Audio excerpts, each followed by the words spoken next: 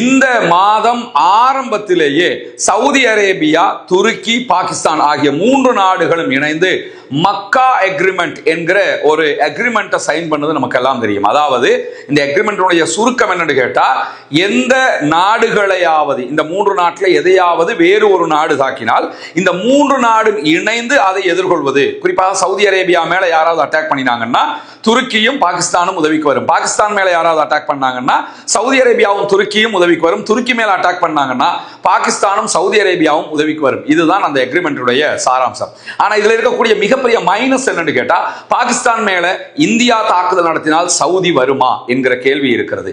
Saudi மேல Iran தாக்குதல் நடத்தினால் துருக்கியும் பாகிஸ்தானும் வருமா என்கிற கேள்வி இருக்கிறது. ஈரானுக்கு எதிராக அமெரிக்கா புதிய பொருளாதார தடைகளை விதிக்கும் பட்சத்தில் அவற்றுக்கு அமெரிக்காவுக்கு ஆதரவாக ஈரானுக்கு எதிராக ரஷ்யாவோ சீனாவோ துணை நிற்காது.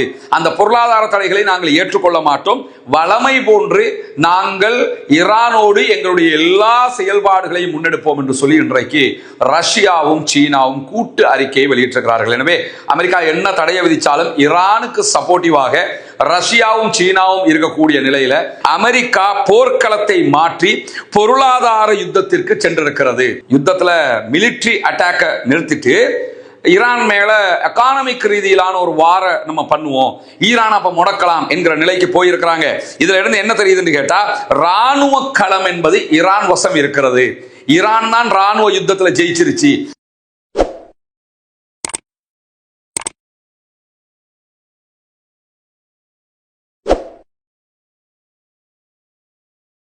அன்றைக்கினிய சகோதர சகோதரிகளை நம் அனைவர் மீதும் ஏக இறைவனுடைய அமைதியும் கருணையும் உண்டாகட்டுமாக என்கிற உயரிய பிரார்த்தனைகளோடு, காசா மீதான இஸ்ரேலிய ஆக்கிரமிப்பு படைகளுடைய 2 ஆண்டு கால யுத்தம் ஒரு தற்காலிக யுத்த நிறுத்தமாக மாற்றப்பட்டிருந்தாலும் தொடர்ந்தும் காசா அப்பாவிகள் மீதான தாக்குதலை இஸ்ரேல் நடத்தி கொண்டே வருகிறது. ஒரு நாள் விடாமல் இதுவரைக்கும் யுத்த நிறுத்தத்தை மீறி இஸ்ரேல் தாக்குதல்களை தொடுத்து கொண்டே இருக்கிறது. இந்த தாக்குதல்களுக்கு அவர்கள் சொல்லக்கூடிய காரணம், பொதுமக்கள் மீது தாக்குதல் நடத்துகிறார்கள், பொதுமக்களை அழிக்கிறார்கள், பொதுமக்கள் கொல்லப்படுகிறார்கள், ஷஹீதாக்கப்படுகிறார்கள். ஆனால் நாங்கள் பாலஸ்தீன விடுதலை போராட்ட அமைப்பை இலக்கு வைத்து கொலை செய்தோம், அழித்தோம், கொன்றோம் என்கிற பதில்களையே சொல்லிக் கொண்டிருக்கிறார்கள். உண்மையிலேயே அங்கு கொல்லப்படுகிறவர்கள் பொதுமக்கள். ஆனால் இஸ்ரேலிய ஆக்கிரமிப்பு படைகளோ பொதுமக்களையும் குழந்தைகளையும் கூட பாலஸ்தீன விடுதலை போராட்ட அமைப்பினராக சித்தரித்துக் கொண்டு இந்த அநியாயங்களை செய்து வருகிறது. அந்த அடிப்படையில் காசா நகர மாவட்டத்திற்கு இன்றைக்கு கட்டாய வெளியேற்ற அச்சுறுத்தல்களை விடுத்திருக்கிறது இஸ்ரேலிய ஆக்கிரமிப்பு படைகள். காசாவில் காசா சிட்டியை ஒட்டிய ஒரு மாவட்டம் தனியாக காசா டிஸ்ட்ரிக்ட் என்று பிரிச்சிருக்கிறாங்க. அந்த காசா டிஸ்ட்ரிக்ட், அந்த சிட்டிக்குள்ள ஒட்டி இருக்கக்கூடிய மக்கள் அத்தனை பேரும் அந்த பகுதிகளை விட்டு உடனடியாக வெளியேற வேண்டும் என்று வலியுறுத்தப்பட்டிருக்கிறார்கள். குறிப்பாக ஷேக் ரதுவான் பகுதிகளில் இருந்து பாலஸ்தீன அப்பாவிகள் வெளியேற்றப்பட வேண்டும். ஏன்னா அந்த ஏரியாக்கள்ல இஸ்ரேலிய ஆக்கிரமிப்பு படைகள் தாக்குதல்களை நடத்த போவதாகவும் அதனால் வெளியேறுங்கள் என்றும் சொல்லி இருக்கிறார்கள். இந்த பகுதிகள் எல்லாமே சமாதான உடன்படிக்கை பிரகாரம் மொத்தமாக எல்லோ பார்டருக்கு வெளியில பாலஸ்தீன விடுதலை போராட்ட அமைப்பினருடைய கண்ட்ரோல் இருக்கக்கூடிய பகுதிகள். அந்த பகுதிகள் மீது தாக்குதல்களை நடத்துவதற்காகத்தான் இந்த வெளியேற்ற உத்தரவுகளை இஸ்ரேலிய ஆக்கிரமிப்பு படைகள் கொடுத்திருக்கிறார்கள். காரணம் என்னன்னா, இஸ்ரேலுக்குள்ள எலெக்ஷன் நடக்க போகுது. அந்த எலெக்ஷன்ல ஜெயிக்கிறதுக்காக காசா அப்பாவிகள் மீது தாக்குதல் நடத்த வேண்டிய தேவையும் இஸ்ரேலுடைய ஆளும் நெத்தன்யாகுவினுடைய அரசுக்கு தொடர்ந்து இருந்து வருகிறது. அது என்ன, அவங்கள தாக்குதல் நடத்தினா இவங்க ஜெயிக்க முடியுமான்னு நினைச்சீங்கன்னா, இஸ்ரேலை மிக தெளிவாக புரிந்து கொள்ளுங்கள். இஸ்ரேல்ல ஒருத்தர் ஜெயிக்கணும்னு சொன்னா, ஆட்சியை பிடிக்கணும்னா எவனுக்காவது அடிக்கணும், எவனையாவது கொல்லணும், எவனோடையாவது சண்டை பிடிக்கணும், எவனோடையாவது யுத்தம் பண்ணணும், எங்கேயாவது குண்டு போடணும். அதுதான் அந்த மக்கள் ரசிக்கக்கூடிய ஒன்றாக இருக்கிறது. யூதர்கள் காலாகாலமாக அவருடைய கொள்கை கோட்பாடுகளாக இதையே செயல்படுத்தி வந்ததை நம்ம பார்த்திருக்கிறோம். அந்த அடிப்படையில் தான் இந்த திட்டத்தினூடாக அவர்கள் தற்போது காசா மாவட்டத்திற்கு தாக்குதல் அச்சுறுத்தல்களை விடுத்திருக்கக்கூடிய சூழல்ல, காசா நகரத்தினுடைய மேற்கு பகுதிகளில் அமைந்திருக்கக்கூடிய அல் ஷாத்தி அகதிகள் முகாமின் மீது இன்றைக்கு இஸ்ரேல் ஷெல் தாக்குதல்களை நடத்தி இருக்கிறது. இந்த தாக்குதல்களில் உயிரிழப்புகள் ஏற்பட்டிருக்கின்றன என்கிற தகவல்களை அல் ஜசீராவினுடைய அரபி தளம் வெளியிட்டுக் கொண்டிருக்கிறது. ஆனா எத்தனை பேர் கொல்லப்பட்டிருக்கிறாங்க என்கிற முழுமையான தகவல்கள் வரவில்லை, ஆனால் உயிரிழப்புகள் ஏற்பட்டிருக்கிறது என்று அங்கிருந்து வரக்கூடிய செய்திகளை நம்ம பார்க்க முடியும். எனவே தொடர்ந்தும் காசா அப்பாவிகளை அழிக்கக்கூடிய காரியத்தில் இஸ்ரேலிய ஆக்கிரமிப்பு படைகள் செயல்பட்டு வருகிறது என்பதை மிக தெளிவாக இந்த செய்திகள் உறுதிப்படுத்தக்கூடிய சூழல்ல தான் ஈரானிய நாடாளுமன்ற செய்தி நிறுவனத்தினுடைய தலைவராக செயல்படுகிற மஹதி ரஹீமி இன்றைக்கு ஒரு முக்கியமான செய்தியை வெளியிட்டிருக்கிறார். அது என்ன முக்கியமான செய்தி என்று சொன்னா, இந்த மாதம் ஆரம்பத்திலேயே சவுதி அரேபியா, துருக்கி, பாகிஸ்தான் ஆகிய 3 நாடுகளும் இணைந்து மக்கா அக்ரிமெண்ட் என்கிற ஒரு அக்ரிமெண்ட்டை சைன் பண்ணது நமக்கு எல்லாம் தெரியும். அதாவது இந்த அக்ரிமெண்ட்டுடைய சுருக்கம் என்னன்னு கேட்டா, எந்த நாடுகளையாவது இந்த 3 நாட்டில் எதையாவது வேறு ஒரு நாடு தாக்கினால் இந்த 3 நாடும் இணைந்து அதை எதிர்கொள்வது. குறிப்பாக சவுதி அரேபியா மேல யாராவது அட்டாக் பண்ணினாங்கன்னா துருக்கியும் பாகிஸ்தானும் உதவிக்கு வரும். பாகிஸ்தான் மேல யாராவது அட்டாக் பண்ணாங்கன்னா சவுதி அரேபியாவும் துருக்கியும் உதவிக்கு வரும். துருக்கி மேல அட்டாக் பண்ணாங்கன்னா பாகிஸ்தானும் சவுதி அரேபியாவும் உதவிக்கு வரும். இதுதான் அந்த அக்ரிமெண்ட்டுடைய சாராம்சம். ஆனா இதுல இருக்கக்கூடிய மிகப்பெரிய மைனஸ் என்னன்னு கேட்டா, பாகிஸ்தான் மேல இந்தியா தாக்குதல் நடத்தினால் சவுதி வருமா என்கிற கேள்வி இருக்கிறது. சவுதி மேல ஈரான் தாக்குதல் நடத்தினால் துருக்கியும் பாகிஸ்தானும் வருமா என்கிற கேள்வி இருக்கிறது. இப்படி ஒரு நாட்டின் மேல இப்படியான நாடுகள் தாக்குதல் நடத்தினால் அந்த நாடுகளோடு நட்பிலே இருக்கக்கூடியவர்கள் வருவார்களா என்கிற கேள்விகள் இருக்கக்கூடிய சூழல்ல தான் இந்த மக்கா அக்ரிமெண்ட்ல மற்ற நாடுகளை இணைத்துக் கொள்வதற்கு ஆர்வம் காட்டி வருகிறது சவுதி அரேபியா. அந்த அடிப்படையில் தான் இன்றைய நாள் ஈரானுடைய நாடாளுமன்ற செய்தி நிறுவனத்தினுடைய தலைவர் மஹதி ரஹீமி வெளியிட்டிருக்கக்கூடிய அறிவிப்புகள்ல அல் மையாதீன் செய்தி தொலைக்காட்சி இந்த செய்திகளை வெளியிட்டிருக்கிறது. மக்கா அக்ரிமெண்ட்ல இணைந்து கொள்ளுமாறு ஈரானுக்கும் உத்தியோகபூர்வ அழைப்பு வந்திருக்கிறது என்பதுதான் முக்கியமான செய்தியாக இருக்கிறது. ஈரானை சேர்த்துக் கொள்வதற்கு சவுதி அரேபியா முற்படுகிறது. ஏன்னா இப்பொழுது இருக்கக்கூடிய சூழல்ல சவுதி மேல, குவைத் மேல, பஹ்ரைன் மேல, யுஏஇ மேல எல்லா அரபு நாடுகளிலும் இருக்கக்கூடிய அமெரிக்காவுடைய தளங்களை இலக்கு வைத்து தாக்குதல் நடத்துவது ஈரான் தான். ஈரான் தான் இப்ப மத்திய கிழக்குல மட்டும் இல்ல அமெரிக்காவுக்கு எதிராக அப்பர் ஹேண்ட் எடுத்திருக்கிறாங்க. அவங்க தான் பலமான சக்தியாக மாறி இருக்கிறார்கள். இந்த நிலையில ஈரானை மக்கா அக்ரிமெண்ட்டுக்குள்ள கொண்டு வந்துட்டோம்னா கதையை ஓச்சிடலாம் அப்படின்னு சொல்லி நினைக்கிறாங்க. ஆனால் உண்மையிலேயே ஈரான் இந்த அக்ரிமெண்ட்டுக்குள்ள போகுமாக இருந்தால் அது சவுதிக்கும் மத்திய கிழக்குக்கும் கிடைக்கக்கூடிய ஒரு வெற்றியும் கூட. பிளஸ் என்னன்னு சொன்னா, ஈரான் இவர்களை தாக்குகிறதோ இல்லையோ, இனிமேல் மத்திய கிழக்குல எந்த நாட்டை யார் தாக்கினாலும் ஈரானும் கூட வந்து நின்று அவர்களுக்கு எதிராக சண்டையிடுவதற்கான வாய்ப்பு இருக்கிறது. எனவே ஈரான் இந்த அழைப்பை எப்படி பார்க்க போகிறது என்கிற செய்திகள் இருக்கிறது. உயர்மட்ட செக்யூரிட்டி கவுன்சிலுக்கு நாங்க இந்த செய்திகளை கொடுத்துட்டோம், அவங்க இது தொடர்பாக கலந்துரையாடி பதில்களை சொல்லுவார்கள் என்று இன்றைக்கு ஈரானுடைய நாடாளுமன்ற ஊடக செயலாளர் விடுத்திருக்கக்கூடிய செய்திகள் தெரிவிக்கப்பட்டிருக்கிறது.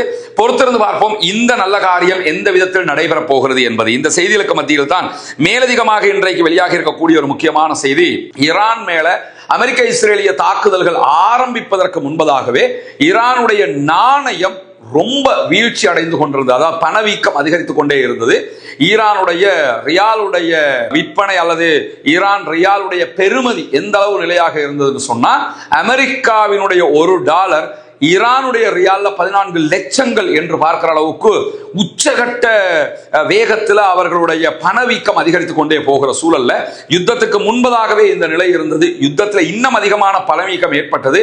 தற்போது மீண்டும் ஈரானுடைய பொருளாதாரத்தில் அவர்களுடைய கரன்சி ரேட் ஆக கீழிறங்கி போகக்கூடிய சூழல் இருக்கிற இந்த நேரத்தில் தான் ஈரானுடைய மத்திய வங்கியினுடைய தலைவர் இன்றைக்கு விடுத்திருக்கக்கூடிய செய்திகள்ல ஈரானுடைய ரியாலின் மதிப்பு தொடர்ந்து சரிந்து வருவது தற்காலிகமானது, அதை உயர்த்துகிற, அதை பலமான நிலைக்கு கொண்டு வருகிற வேலைகளை ஈரான் தொடர்ந்து செய்து வருகிறது என்று ஒரு ஆறுதல் செய்தியை சொல்லி இருக்கிறார். இது அந்த மக்களுக்கு எந்த அளவு தூரம் எடுபடக்கூடிய செய்தி என்கிற ஒரு கேள்வியும் இருக்கிறது. ஆனாலும் இன்றைக்கு மத்திய வங்கியின் தலைவர் இந்த செய்திகளை சொல்லி இருப்பது மட்டுமல்லாமல், யுத்தத்தினுடைய ஆரம்பத்திலேயே நம்முடைய கரன்சி வீழ்ச்சி அடைய தொடங்கிச்சு.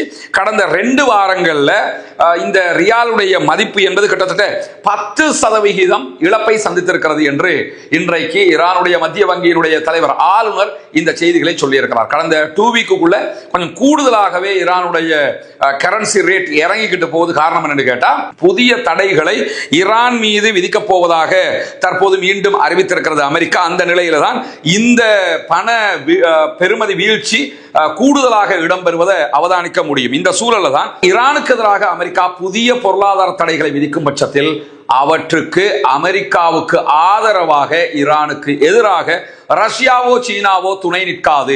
அந்த பொருளாதார தடைகளை நாங்கள் ஏற்றுக்கொள்ள மாட்டோம். வளமை போன்று நாங்கள் ஈரானோடு எங்களுடைய எல்லா செயல்பாடுகளையும் முன்னெடுப்போம் என்று சொல்லி இன்றைக்கு ரஷ்யாவும் சீனாவும் கூட்டு அறிக்கையை வெளியிட்டிருக்கிறார்கள். எனவே அமெரிக்கா என்ன தடையை விதித்தாலும் ஈரானுக்கு சப்போர்ட்டிவாக ரஷ்யாவும் சீனாவும் இருக்கக்கூடிய நிலையில ரஷ்யா சீனாவினுடைய கோலேஷன்ல இருக்கக்கூடிய நாடுகளும் இருக்கும்.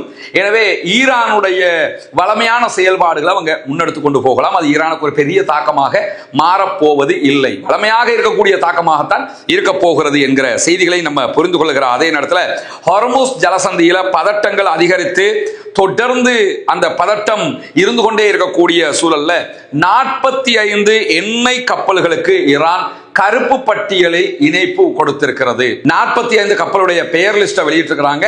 இந்த 45 கப்பல்களுமே பிளாக் லிஸ்ட் பண்ணப்பட்டிருக்குது அப்படின்னு அறிவிச்சிட்டாங்க. எனவே இந்த கப்பல்கள் இதற்கு பிற்பட்ட நாட்களிலும் ஹார்முஸ்ல பயணிப்பதாக இருந்தால் முதல்ல ஈரான் இருந்து பிளாக் லிஸ்ட்ல இருந்து ரிமூவ் பண்ணணும். இல்லைன்னா ஈரான் சமாதான நிலை வந்தாலும் இந்த கப்பல்கள் மீது தாக்குதல் நடத்த முடியும் என்கிற அளவுக்கு நிலைமை மாறி போயிருக்கிறது. அந்த நிலையில தான் இந்த செய்திகள் வெளிவந்திருக்கிறது. 45 எண்ணெய் கப்பல்களுக்கு கருப்பு பட்டியல் அறிவிப்பு விடுக்கப்பட்டிருக்கிறது என்று சொல்லக்கூடிய ஈரான் வரலாற்றிலேயே மிக கடுமையான பொருளாதார தடைகளை விதிப்போம் என அமெரிக்கா மிரட்டுகிற நேரத்தில் தான் அதற்கு பதிலடியாக இந்த மிரட்டலான செய்தியை ஈரான் இன்றைக்கு கொடுத்திருக்கிறது என்பதை நம்ம புரிந்து கொள்ள முடியும். இப்படியான சூழல் தான் ஈரானுடைய ஏவுகணை திறன்கள் தொடர்ந்தும் உற்பத்தி திறன்களும் வளர்கிறது, கண்டுபிடிப்பு திறன்களும் வளர்கிறது என்கிற செய்திகளை IRGC இன்றைக்கு வெளியிட்டிருக்கிறது. IRGC தளபதி பிரிகேடியர் ஜெனரல் ஹுசைன் மொஹப்பி வெளியிட்டிருக்கக்கூடிய செய்திகள்ல அமெரிக்கா போர்க்களத்தை மாற்றி பொருளாதார யுத்தத்திற்கு சென்றிருக்கிறது. யுத்தத்துல மிலிட்டரி அட்டாக்க நிறுத்திட்டு ஈரான் மேல எக்கானமிக் ரீதியிலான ஒரு வார நம்ம பண்ணுவோம், ஈரான் அப்ப முடக்கலாம் என்கிற நிலைக்கு போயிருக்கிறாங்க. இதுல இருந்து என்ன தெரியுதுன்னு கேட்டா ராணுவ களம் என்பது ஈரான் வசம் இருக்கிறது. ஈரான் தான் ராணுவ யுத்தத்தில் ஜெயிச்சிருச்சு.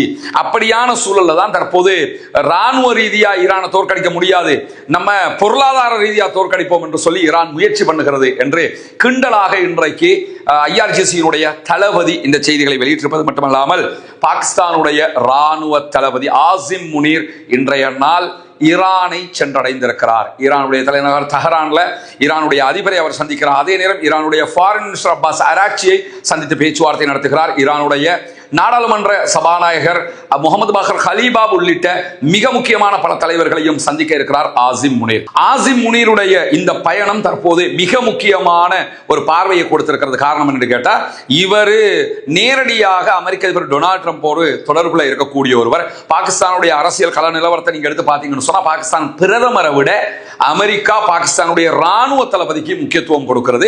ராணுவ தளபதிக்கு மேலதிகமான அதிகாரங்களையும் பாகிஸ்தான் வழியாக அவங்க எடுத்தும் கொடுத்திருக்கிறாங்க. இன்னும் சொல்ல போனா அமெரிக்க அதிபர் டொனால்ட் ட்ரம்பை ஒன் கால்ல பேசக்கூடிய அளவுக்கு பாகிஸ்தானுடைய பிரதமருக்கு அனுமதி உண்டோ இல்லையோ, பாகிஸ்தானுடைய ராணுவ தளபதி ஆசிம் முனீருக்கு அந்த அனுமதி இருக்கிறது, அந்த டேலண்ட் இருக்கிறது என்கிற செய்திகள் எல்லாம் வெளிவருகிறது.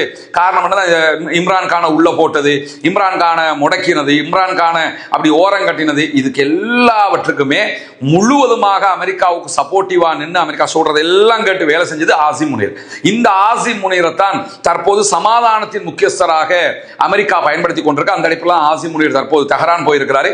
மீண்டும் ஈரானுக்கும் அமெரிக்காவுக்கும் இடையிலான சமாதான பேச்சுவார்த்தைகளை உருவாக்குவதுதான் ஆசிம் முனீருடைய மிக முக்கியமான கடப்பாடாக இருக்கிறது என்று சொல்லப்படுகிற நிலையில கடந்த 6 வாரங்களாக 6 வீக் 1.5 மாசமாக ஒரு யுத்தமும் இல்லை யுத்தமும் தான் என்கிற நிலை தொடர்ந்து வரக்கூடிய சூழல்ல தான் ஆசிம் முனீருடைய இந்த பயணம் இடம்பெற்றிருக்கக்கூடிய சூழல்ல தான் அமெரிக்கா ஈரான் மீது மீண்டும் தாக்குதல்களை தொடுத்தால் அமெரிக்காவினுடைய ராணுவ தளங்களுக்கு இதுவரைக்கும் நாங்கள் தாக்குதல் நடத்தி இருக்கிறோம், அடுத்ததாக அமெரிக்காவினுடைய எரிசக்தி துறைகள் மீது தாக்குதல்களை நடத்துவோம் என்று அறிவித்திருக்கிறது ஈரான்.